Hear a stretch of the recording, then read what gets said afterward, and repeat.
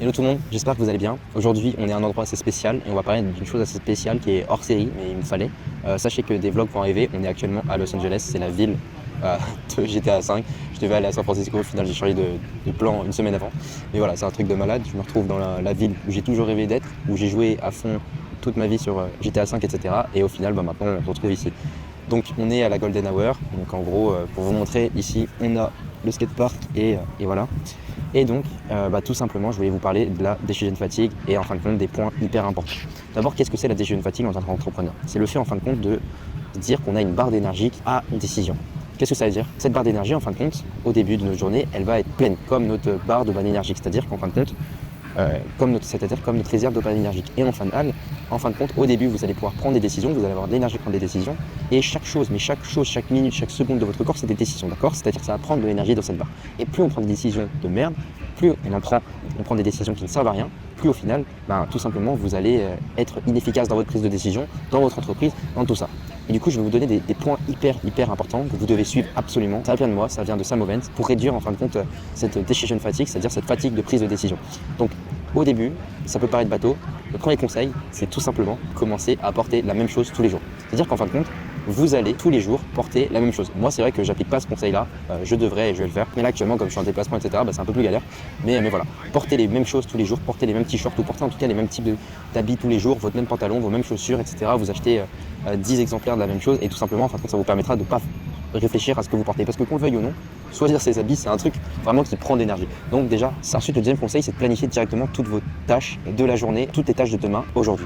C'est-à-dire que tous les soirs, vous allez faire cette fucking to-do list. Tous les soirs, vous allez faire toutes les tâches, etc. Et je dis pas de faire des to-do list à rallonge, mais je dis de faire, en fin de compte, de savoir exactement qu'est-ce que vous allez faire demain. Ce qui permet au final d'avoir une journée qui fonctionne et d'avoir une journée, en fin de compte, où vous n'avez même pas besoin de réfléchir sur ce que vous allez faire parce que vous savez ce que vous allez faire et vous allez faire ce qui est à faire, d'accord? Dans mon exemple, je suis un fou de ça. Je dis pas qu'il faut être le plus productif, faire votre to-do list sur Notion. Vous prenez un papier, vous prenez l'outil Notes. Moi, toutes mes to-do, je les fais sur Apple Notes et je mets juste des trucs à cocher.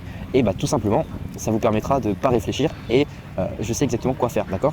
Et ce qui est bien au final, c'est que vous faites des choses et tout simplement, vous allez les faire pour les faire et l'énergie, en fin de compte, ne sera pas prise. Et au final, quand vous aurez des décisions à prendre, eh bien, vous pourrez être bien plus efficient à prendre ces décisions. Okay? Il faut faire les tâches et en fin de compte, les big rocks, on appelle ça, les grosses pierres, il faut les faire directement. Il faut faire les choses les plus chiantes à faire dans votre journée directement. Et si vous faites ça directement, au final, vous serez bien plus efficient et bien plus efficace. Et ça, c'est une chose qu'on essaye de procrastiner tous les jours. Je pense que vous êtes comme moi, vous êtes comme tout le monde, on est tous humains et on n'a jamais envie de faire les choses. Mais en fin de compte, si vous commencez à prendre l'habitude de le faire, et moi j'ai pris cette habitude il y a peut-être 2 mois, avant j'étais toujours en train de procrastiner, avant j'étais toujours en train de me dire ouais, je vais le faire cet après-midi, etc. Je vais le faire après manger, je vais le faire après le sport, etc. Et au final, le fait même d'aller au sport, le fait de faire les choses chiantes, dites de frog en fait, de manger la grenouille, c'est un livre que je vous conseille, ça vous permet d'être bien plus efficient et de faire ces choses-là, d'accord? Ensuite, les variables. Donc, essayez tout simplement de retirer toutes ces variables, de retirer toutes ces micro-décisions, de retirer par exemple des choses, évidemment, que vous allez faire, mais plein de petites choses, en fin de compte, plein de petites variables qui peuvent changer d'une journée à l'autre, essayez de les changer directement pour que ça soit plus efficient, etc. Également, il y a un truc qui est super important, c'est votre environnement. On sait à quel point l'environnement, c'est la chose la plus importante. On sait à quel point vous devez être à un seul endroit et en fin de compte, c'est ça. Là, actuellement, je suis à Los Angeles, ok, je suis à Venice Beach. Évidemment, c'est génial, mais de base, je suis coffré chez moi, à mon appartement, à travailler, à avoir toujours cette routine, etc. Parce qu'à partir du moment que vous allez changer d'environnement, même si vous êtes tout préparé, même si vous êtes dans un voyage d'entrepreneur, etc., vous avez trop de choses à prendre en compte. Et il y a l'environnement, il y a qu'est-ce que vous allez manger, qu'est-ce que vous allez pouvoir porter, qu'est-ce que vous allez faire aujourd'hui, etc. Bref, il y a trop de choses. Et en fin de compte, quelqu'un qui réussit, c'est quelqu'un qui est exactement au même moment. Je dis pas qu'il faut voyager, parce que je voyage et c'est génial. Mais à un moment, quand vous êtes en période lock-in, quand vous êtes en période où vous allez vous enfermer tous les jours, restez dans le même environnement. Parce que c'est à ce moment-là que vous allez bâtir des bonnes choses. Et quand je dis rester dans le même environnement, c'est minimum 3 à 6 mois et ensuite vous voyagez. Ensuite vous kiffez. C'est-à-dire par exemple, imaginez vous vivez à l'étranger, vous restez la majorité de l'année dans ce pays-là et ensuite vous partez en Europe l'été comme font pas mal de potes, etc. C'est vraiment cool et je conseille. Ok. Ensuite un autre conseil, c'est de préparer tous vos plats. Ça on sait pas, mais c'est la même chose que les habits. Et c'est la même chose que les tâches. C'est de la décision, c'est de la prise de décision. Donc sachez exactement qu'est-ce que vous allez manger, sachez exactement qu'est-ce que vous voulez manger et préparez vos plats, faites tous les plats le dimanche et vous faites des meal prep et ça vous permettra de savoir même de bien manger, etc. et de ne pas manger de la merde, de ne pas manger du beurre. Je pense qu'il y a beaucoup de personnes qui mangent le beurre, etc. et c'est la pire des choses sincèrement. C'est cool à un moment, c'est rigolo, mais c'est bien mieux de se faire à manger, c'est meilleur pour la santé, ça prend moins de temps, c'est moins cher. Et aussi un point qui est super important et je termine sur ça, c'est essayer de centraliser une seule messagerie, un seul moyen de communication pour chaque. C'est-à-dire arrêter d'avoir Instagram, d'avoir WhatsApp, d'avoir Slack, encore Slack c'est différent, et d'avoir des tonnes et des tonnes de canaux de communication parce que au final ça nous prend de l'énergie, ça nous prend plein de choses, ça nous prend de la prise de décision et ça va vous fatiguer.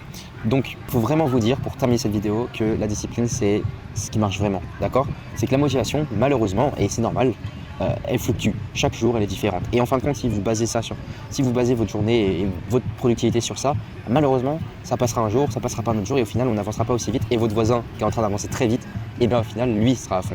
Donc, je vous conseille ça à fond, c'est le meilleur conseil. Et voilà. En tout cas, les gars, on continue à build Speechly, ça marche super bien. On se focus de plus en plus sur le produit. Évidemment, le marketing, on a lancé le SEO, on a lancé plein de choses. Et maintenant, il faut charbonner. Maintenant, c'est que de la discipline et c'est que du charbon, quoi.